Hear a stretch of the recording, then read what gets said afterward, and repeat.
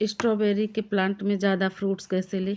अगर आपके भी स्ट्रॉबेरी के प्लांट में फ्रूट्स नहीं आ रहे हैं और फूल उसमें नहीं खिल रहे हैं, कलियां नहीं बन रही हैं, तो ऐसा कौन सा फर्टिलाइज़र डालें जिससे स्ट्रॉबेरी प्लांट में ढेरों सारे फ्रूट्स ही फ्रूट्स लगे। तो हेलो दोस्तों, welcome back my YouTube channel. तो आज मैं आप सबसे स्ट्रॉबेरी प्लांट के बारे में शेयर करने वाली हूँ। ऐसा कौन कौन सा फर्टिलाइज़र खाद हम डालें जिससे हमारे स्ट्रॉबेरी के प्लांट में ढेरों सारे फ्रूट्स ही फ्रूट्स लगे। तो ये देखिए फ्रेंड्स, इधर हमारे यहाँ 3-4 दिन पहले ही ओले गिरे हुए थे, तो हमारी स्ट्रॉबेरी में ज़्यादा नुकसान कर दिया। मतलब इस पर जो दाग धब्बे बने हैं सब इस पर पड़े हैं, और गमले की मिट्टी भी बहुत गीली है। बारिश भी बहुत हुई थी, पानी भी बरसा था बहुत ज़्यादा यहाँ पर।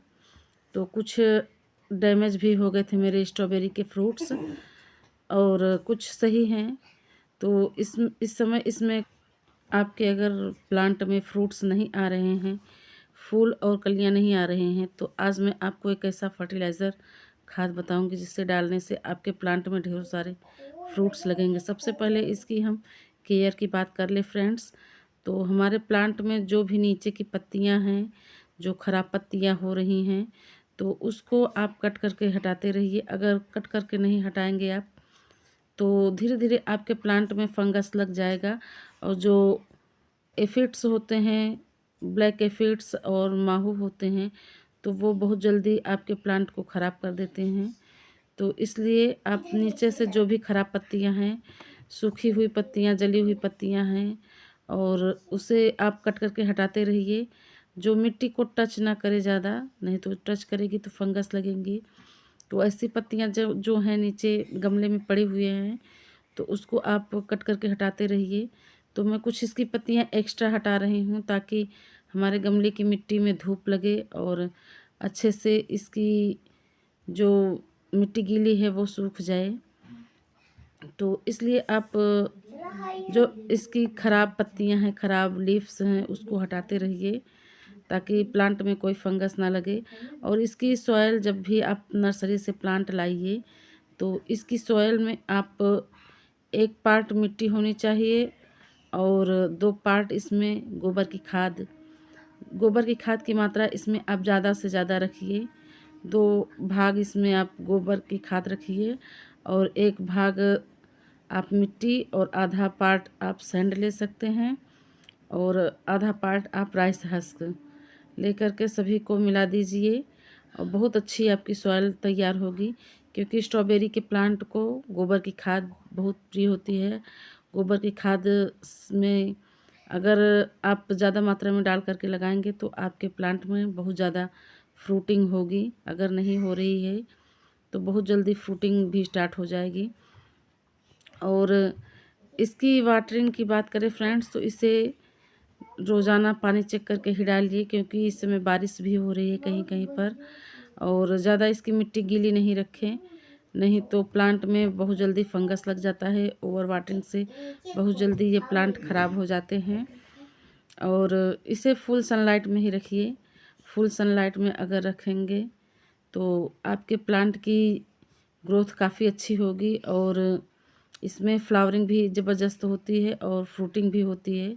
और जो फ्रूट्स होते हैं तो वो बहुत जल्दी पकने भी लगते हैं। अगर धूप में नहीं रखेंगे तो प्लांट बस पत्तियां देगा, पत्तियां ही पत्तियां निकलेंगी, फ्रूट्स नहीं लगेंगे इसमें, और प्लांट की ग्रोथ भी अच्छी नहीं होगी। तो खाद देने से पहले सबसे पहले आप मिट्टी की हल्की सी गुड़ाई कर लीजिए, उसके बाद ही कोई फर्टिलाइज़र या खाद डालिए। और 1-1 हफ्ते पे या 10 दिन पर आप इसमें सरसों की खली का लिक्विड फर्टिलाइज़र बनाकर डालते रहेंगे, तो बहुत जल्दी इसमें फ्रूटिंग ढेरों सारी भर भर के आएंगी। और सूखे फॉर्म में भी डाल सकते हैं आप सरसों की खली और नीम की खली। मैंने सूखा भी डाला था, 3-4 दिन पहले ही डाला था। और आज मैं इसको सॉलिड फर्टिलाइज़र डालूँगी, और बहुत ही अच्छा फर्टिलाइज़र है। अगर आपके प्लांट में फ्रूट्स नहीं आ रहे हैं, उसमें फूल नहीं आ रहे हैं, तो बहुत अच्छा ये है। तो ये देखिए फ्रेंड्स, सबसे पहले ये मैं गोबर की खाद ली हूँ। आप गोबर की खाद पहले लीजिए, जो डिकम्पोज़ गोबर की खाद हो, बिल्कुल पुराना गोबर का खाद हो। इससे हमारे प्लांट में बहुत अच्छी ग्रोथ भी होगी और फूल भी आएँगे और फ्रूट्स भी आएँगे इससे ज़्यादा से ज़्यादा। तो सबसे पहले आप गोबर की खाद लीजिए, चाहे तो इसका लिक्विड बना कर के डाल सकते हैं, चाहे तो आप इसे सूखे में भी। तो उसके बाद ये है केले के छिलके का पाउडर। जो केले के छिलके होते हैं उसको अच्छी तरह से सुखा कर के उसको ग्राइंड कर लीजिए, और चाहे तो आप इसका भी लिक्विड बना कर के डाल सकते हैं। और उसके बाद ये है सीवीड माइक्रोन्यूट्रिएंट्स। ये बहुत ही अच्छा होता है हमारे अगर प्लांट में फूल और फल नहीं आ रहे हैं तो बहुत ही सहायक होता है ये। प्लांट्स में फ्रूटिंग और फ्लावरिंग बहुत अच्छी होती है, ज़बरदस्त फ्रूट्स आएंगे सीवीड माइक्रोन्यूट्रिएंट्स डालने से। अगर नहीं आ रहे हैं तो आने लगेंगे, अगर आ रहे हैं तो भर भर के आएंगे। तो सिर्फ इसके भी 1 चम्मच 2 चम्मच सिर्फ डालना है, एक एक गमले में 1 1 चम्मच, 8 से 10 दाने डालना है, ज़्यादा नहीं डालना है। तो एक एक 2 2 मुट्ठी अपने गमले के साइड साइड से इसे आप डाल दीजिए। और इसके क्राउन वाला भाग जो होता है उसको ढकिएगा नहीं, साइड से डालना है, नहीं तो क्राउन वाला भाग जो है ढक जाएगा तो ये यहीं से जो फ्रूट होते हैं रनर्स फ्रूट्स के निकलते हैं, तो ये वाला भाग नहीं ढकना है, साइड साइड से रखना है। और इसकी मल्चिंग आप ज़रूर करते रहिए, मतलब फ्रूट्स जो लगे तो उसके नीचे आप घास फूस या कुछ भी इसके नीचे रख दीजिए, या तो राइस हस्क रख दीजिए, ताकि जो फ्रूट्स है उसमें कोई फंगस ना लगे, सड़े गले नहीं। तो मल्चिंग ज़रूर करिए, सूखे हुए घास का या तो लकड़ी जो छोटे छोटे गार्डन के कचड़े होते हैं उनको सुखा करके आप मल्चिंग के तौर पे कर सकते हैं। तो इससे जो फ्रूट्स हैं वो फंगस नहीं लगेंगे उसमें। और इसमें एफिड्स का, ब्लैक एफिड्स का बहुत ज़्यादा अटैक होता है। मिलीबग तो नहीं लगते हैं, एफिड्स लगता है। तो इसके लिए आप फंगिसाइड का स्प्रे करते रहिए, नीम ऑयल का स्प्रे बना करके, और साइड साइड से बस 8 से 10 दाने सीवीड के डालने हैं, जो इससे आपके प्लांट्स में धीरे धीरे ये घुल कर के मिलता रहेगा और धीरे धीरे ये अपना वर्क करेगा और आपके प्लांट में देख फ्रूट ही फ्रूट लगेंगे।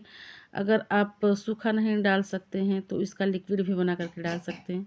उसके बाद 1 1 चम्मच के करीब ये केले के छिलके का पाउडर जो है इसको डालना है। चाहे तो आप लिक्विड फर्टिलाइज़र इन सभी तीनों को मिक्स करके लिक्विड फर्टिलाइज़र बनाकर अपने प्लांट में डाल सकते हैं, लेकिन हमारे यहाँ बारिश हुई है तो इस वजह से मैं लिक्विड नहीं डाल रही हूँ, सूखा ही फर्टिलाइज़र डाल रही हूँ।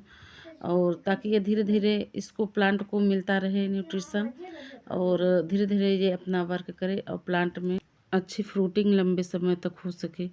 तो आप भी इस समय ये खाद डालिए ताकि लंबे समय तक आपके प्लांट में फ्रूट्स आए। और वैसे तो लिक्विड बना करके आप डाल सकते हैं, अगर आपकी मिट्टी सूखी है, आपके यहाँ बारिश नहीं हो रही है तो इसका आप लिक्विड फर्टिलाइज़र बना करके डाल सकते हैं। लेकिन मेरे यहाँ बारिश हुई है और मिट्टी गीली है तो इसलिए इसका लिक्विड में नहीं बना करके डाल रही हूँ। और सरसों की खली, नीम की खली का भी लिक्विड फर्टिलाइज़र आप बना करके डालते रहिए, और थोड़ी सी डीएपी भी इसमें डाल सकते हैं ज़्यादा फ्रूट्स लेने के लिए। तो अगर वीडियो अच्छा लगे तो प्लीज़ लाइक शेयर कमेंट्स करिए, सब्सक्राइब ज़रूर कर लीजिए। तो चलते हैं, बाय।